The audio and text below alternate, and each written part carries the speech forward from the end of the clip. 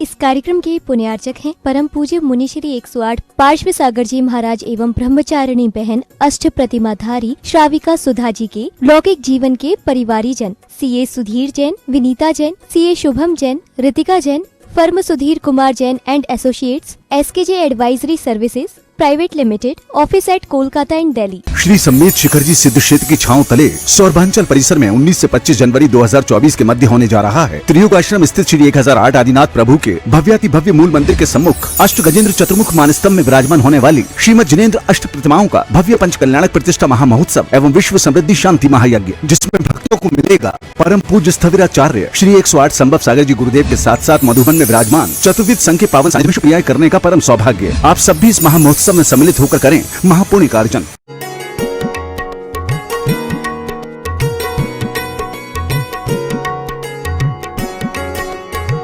और पूरा नमोकार मंत्र चलते फिरते नहीं कर सकते तो ओम ह्रीम नमः, ओम ह्रीम नमः हमेशा ये प्रैक्टिस में ले आओ। जाते आते खाते पीते हर समय सोते समय भी हाँ ओम ह्रीम नमः का मंत्र जाप करो।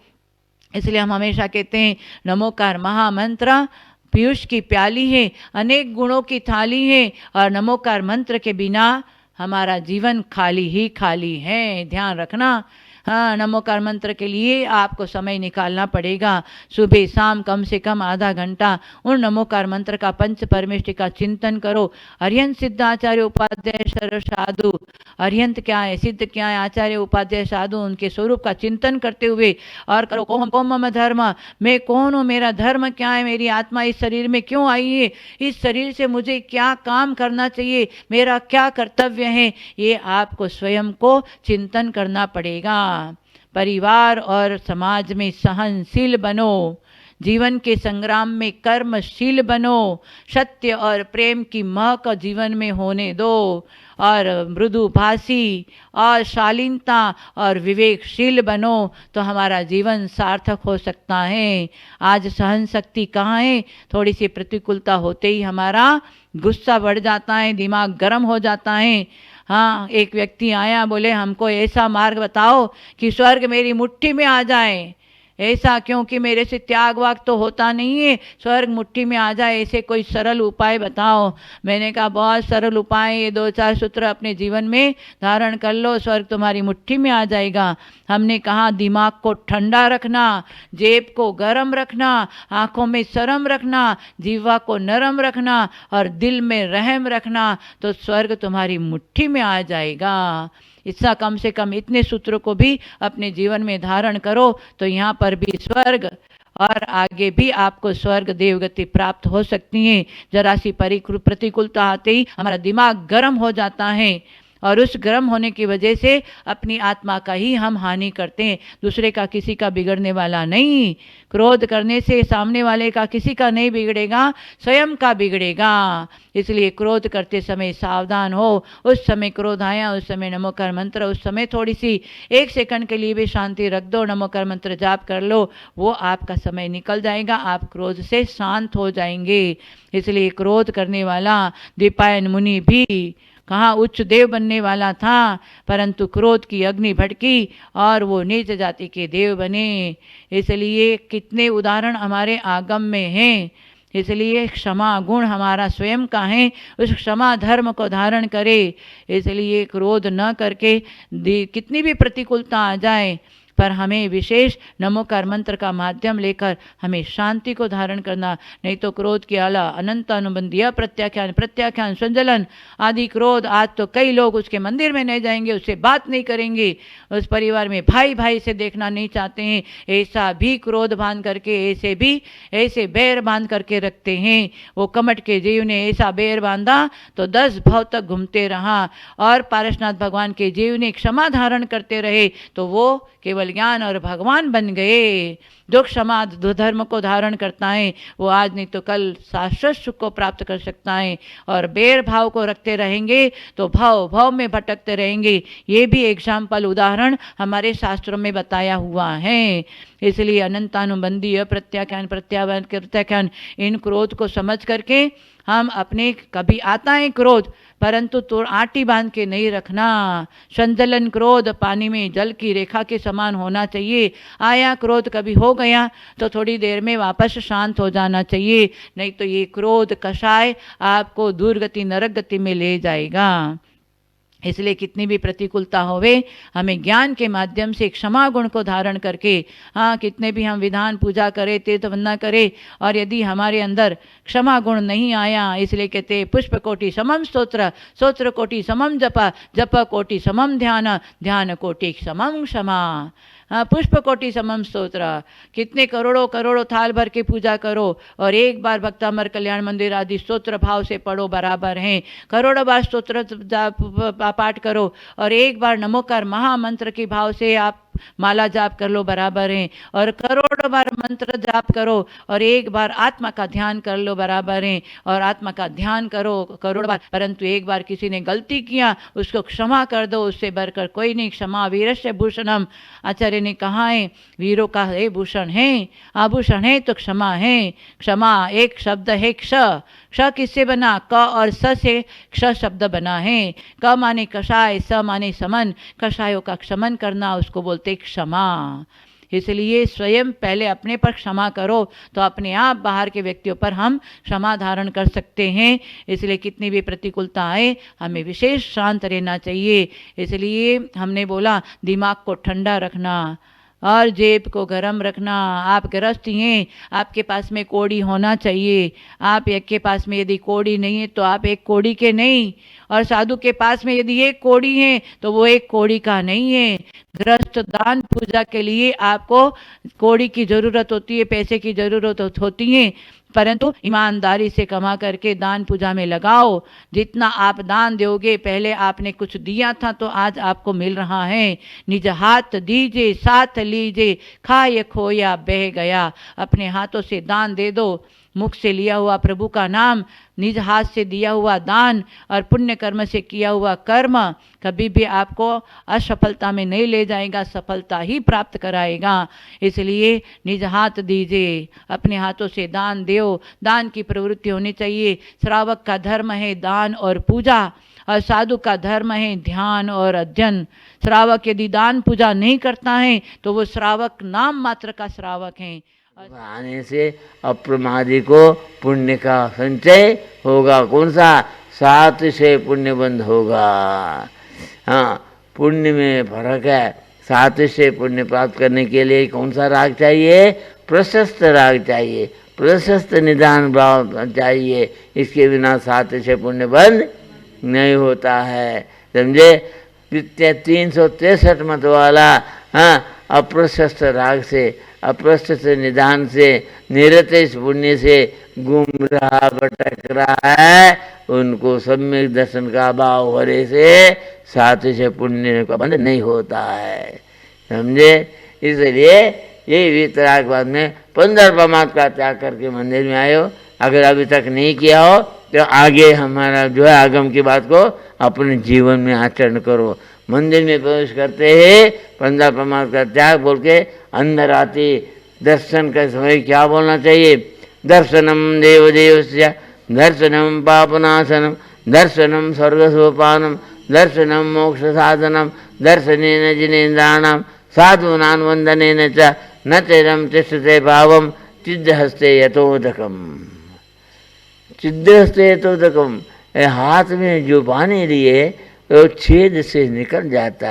वैसे तुमने महान से महान पाप किया हो, तुम्हारा कुछ पुण्य से मंदिर में आने का मौका मिला तो यहाँ हाथ कह कर वीतराग भगवान को ये नग्न नहीं है, ये बाहर से नंगे हैं, अंदर से चंगे हैं, वीतराग है, अनंत चतुष्ट के धारी है, समझे। और नव केवल अवधि को प्राप्त किया है, कारण सज्जाति आदि 7 परमस्थान के धारी। हाँ, ये नौ केवल अवधि को प्राप्त करके अनंत सुख को प्राप्त करके उनको जो सुख मिला, हे भगवान आपको जो सुख मिला, शांति मिला, मेरे को वही सुख शांति के लिए मैं आपके पास में आया हूँ। मेरे को मैं और कुछ नहीं चाहिए। मैं आपके जैसे मुझे भी बैठने की शक्ति बात हो, क्योंकि इंद्रादि देव भी आपके जैसे नहीं बैठ सकता है। ये विशेषता है मानव परिया में। ऐसे महात्मा बने जो परम महात्मा पद में रह करके परमात्मा पद को प्राप्त किया। इंद्रवीर द्वादशांग का पाठ इंद्रवीर नतमस्त हो करके गदगद हो करके 1008 नाम से भगवान आपकी स्तुति करते हैं। ये विशेषता आपके हैं, समझे। इसलिए दर्शन कर करके ऐसा मैं दर्शन करता हूँ भगवान, आपके दर्शन मात्र से एक 3 इंच को भी उत्तम भोगों में, हाँ 3 इंच है शेर है, उसको भी भगवान के दर्शन से सम्यक दर्शन प्राप्त होता है। तो यहाँ मनुष्य को सम्यक दर्शन प्राप्त क्यों नहीं होता है? वितरा का भक्ति करने का मौका ये पंचम काल में मिला जैन सावक जैन श्रमण को। अजैन तो जानता नहीं क्या धर्म है, समझे। इसलिए जैन सावक श्रवणों को फिर भी ये पंचम काल में मौका मिला वितरा का दर्शन करने का और जो समझने का। ऐसे मौका मिलने के बाद इनको दर्शन के समय में, हाँ भाव सही तो गदगद होकर के भक्ति करता, उस समय तुम भव्य है, तभी भव्य की सिद्धि है। पहले समझो माँ भव्य है, भव्य है केवल मंदिर में आता है, अगर धड़ा धड़ा सही भी नहीं बोलता है, सीधा आता है सैल्यूट नंबर 1 2 3 किया, बस खड़ी है चलो भागो, समझे। ऐसे बोलने वाले को क्या पुण्य भी नहीं, जीवों का कल्याण नहीं होता भैया।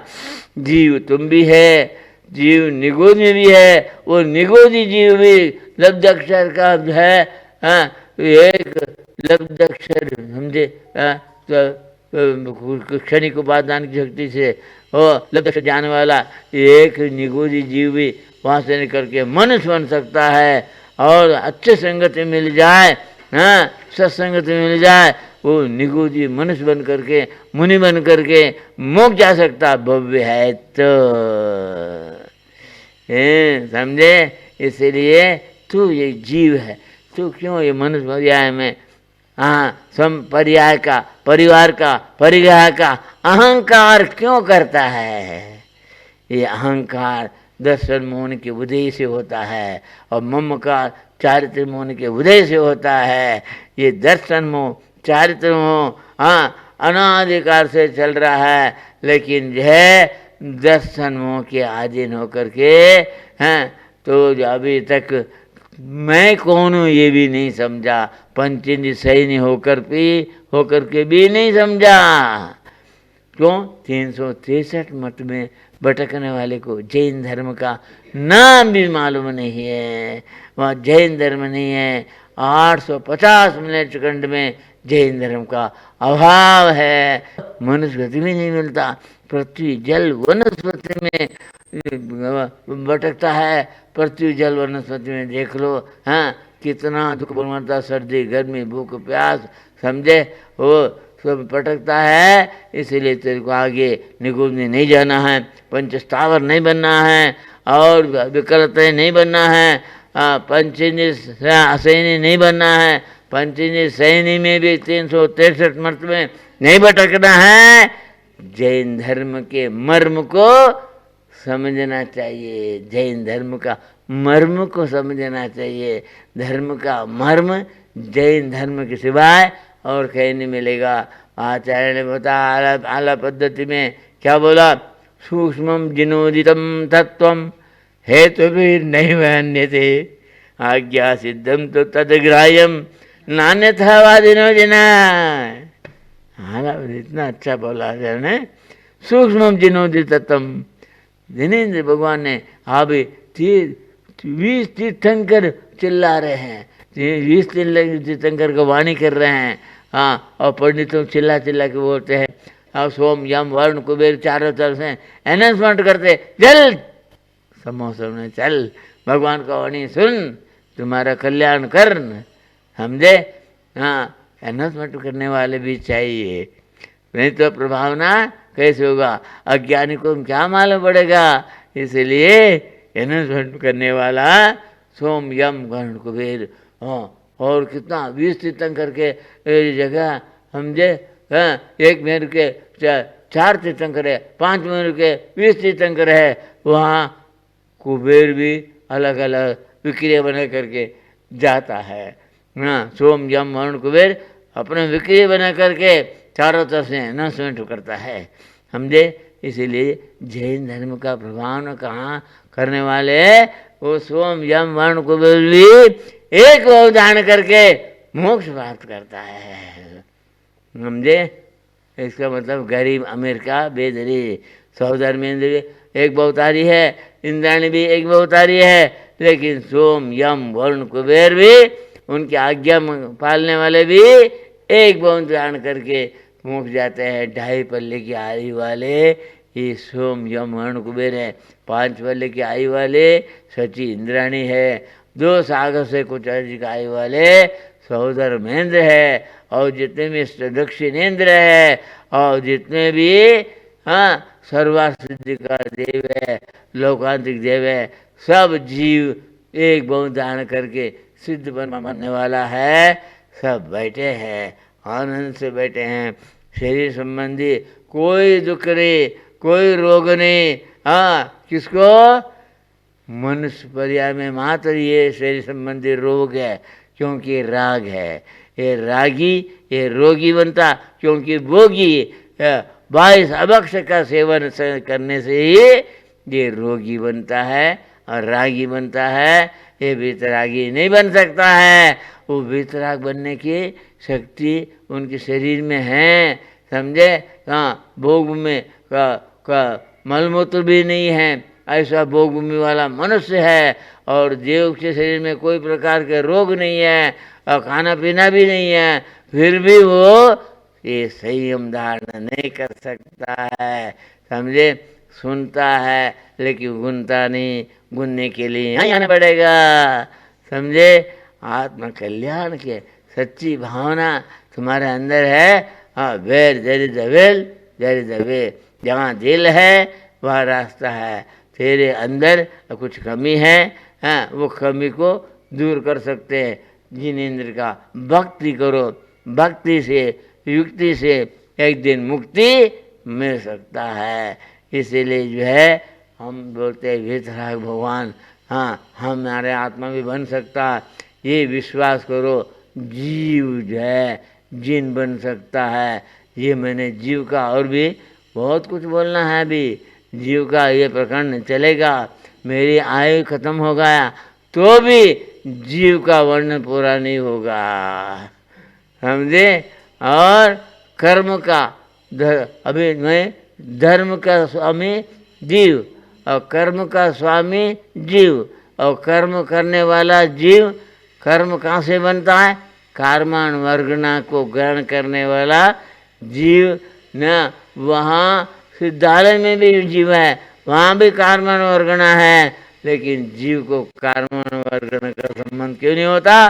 शरीर रहित है, कर्म शरीर में है, धर्म आत्मा में है, समझे। इस विषय में और भी आगे बोलने के लिए कल और प्रकरण, यही प्रकरण बोलेगा, समझे। आप लोग सुनो और जीवन में बूंद बूंद रूप में गुनो। एक दिन बूंद बूंद मिल करके घड़ा भर जाएगा। All is well if ends well, अंत भला तो सब भला। जय बोलो अहिंसा परमो धर्म की जय।